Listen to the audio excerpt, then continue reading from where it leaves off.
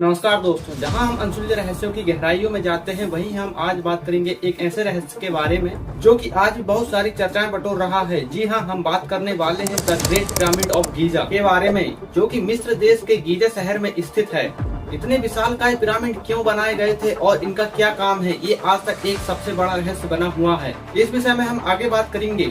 जब तक इन पिरामिड्स के बारे में थोड़ा जान लेते हैं। ये विशालकाय पिरामिड मिस्र देश में पाए गए हैं। वैसे तो मिस्र में काफी सारे पिरामिड हैं, लेकिन इनमें सबसे ज्यादा चर्चित पिरामिड गीजा की पिरामिड है, जिसमें कि सबसे बड़ा पिरामिड खुफू का पिरामिड है। यह सबसे बड़ा और सबसे ज्यादा पुराना पिरामिड है। और दूसरा सबसे बड़ा पिरामिड खाफरे का पिरामिड है, जो कि खुफू के ही पुत्र खाफरे ने बनवाया था। वहीं तीसरा और सबसे छोटा पिरामिड मेनकाउरे का पिरामिड है। इसे खाफरे के पुत्र मेनकाउरे ने बनवाया था। आर्कियोलॉजिस्ट का मानना है कि यह सभी पिरामिड लगभग 4500 साल पुराने हैं। इन पिरामिड में उपयोग होने वाले पत्थरों का वजन लगभग 2.5 टन से 80 टन तक है। मिस्र वासियों ने इन पिरामिडों को बहुत ही सोच समझकर बनाया होगा, तभी तो ये पिरामिड लगभग 4500 साल से बिना किसी नुकसान के आज भी खड़े हुए हैं। इन पिरामिडों ने हजारों साल में होने वाले प्राकृतिक परिवर्तन तथा भूकंप को झेला है। आप बस इतने से ही अनुमान लगा सकते हैं कि ये पिरामिड कितनी मजबूती के साथ बनाए गए हैं। एक तो ये पिरामिड को बनाना एक बहुत बड़ा टास्क साबित होता है, जिसके बारे में हम किसी और वीडियो में बात करेंगे। आज हम बात करेंगे कि ये पिरामिड किस काम के लिए बनाए गए थे।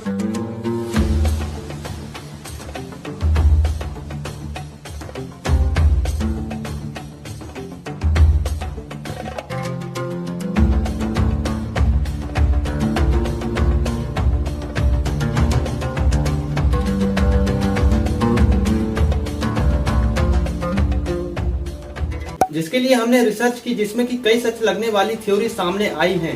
जिसमें कि सबसे फेमस थ्योरी ये है कि ये पिरामिड दरअसल एक मकबरा है, जिसमें कि राजाओं को अंतिम संस्कार के दौरान दफनाया जाता था और उनकी यूज की सभी वस्तुओं को भी रखा जाता था, जैसे कि सोने के आभूषण, कीमती वस्तुएं, खाना इत्यादि। ये सब इसलिए किया जाता था क्योंकि मिस्र वासियों को ऐसा लगता था कि हम फ्यूचर में कोई न कोई ऐसी टेक्नोलॉजी का आविष्कार कर लेंगे जिससे कि लोगों को पुनः जीवित किया जा सके। यही कारण है कि उनकी बॉडियों को प्रिजर्व करके रखा जाता था।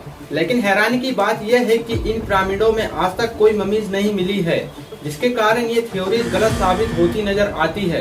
वहीं दूसरी थ्योरी ये निकल करके आती है कि मिस्र के लोग खगोल विज्ञान में बहुत आगे थे। वो इन पिरामिड्स की सहायता से ब्रह्मांड की जानकारी लेते थे।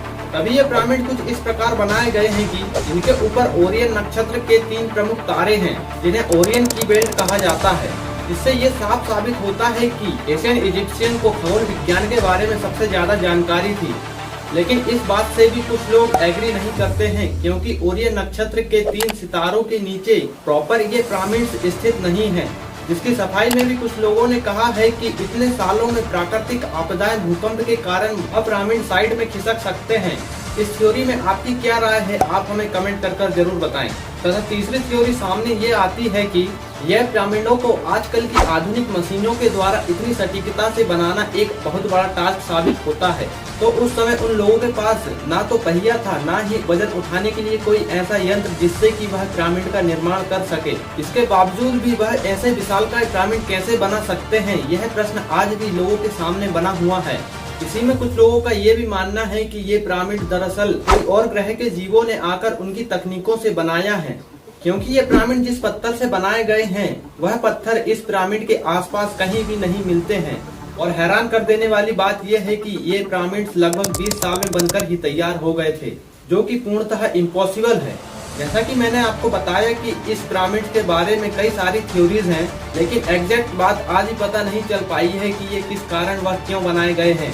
अभी भी इन पिरामिड्स के बारे में रिसर्च जारी है। हो सकता है फ्यूचर में हमें इसके बारे में कुछ पता चल जाए और ये रहस्य की गुत्थी सुलझ जाए। यदि आपको हमारे वीडियो देखकर थोड़ा भी नॉलेज प्राप्त होता है तो हमें सब्सक्राइब जरूर करें।